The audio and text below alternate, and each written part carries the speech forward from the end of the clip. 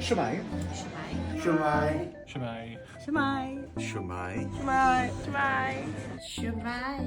Shwmae. Shwmae Su'mae. Beth yw'r hoff air yn y Gymraeg?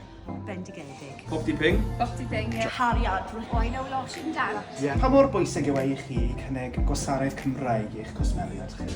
Mae'n bwysig i mi achos mae pobl yn gallu defnyddio pa iaith maen nhw eisiau. Os ti ddim yn defnyddio, fydd yn colli fe, chywod? So, a mae'n pwysig hefyd i defnyddio'r iaith chi'n gael. Mae llawer beth fi'n dweud yn Wenglish hefyd. Dwi'n credu mae yn bwysig iawn lot o fy staff pwys ddim yn gallu Cymraeg. Just yn dweud diolch o croeso.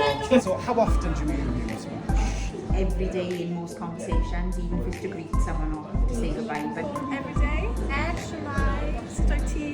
Wel, mae Cymraeg i fi'n teimlo'n cartrefol. Ges i magu gan teulu yn iaith Saesneg, a oedd yn addysg i trwy gyfrwng y Gymraeg, iaith yr iarder, iaith addysg. A joio. Joio, cari joio.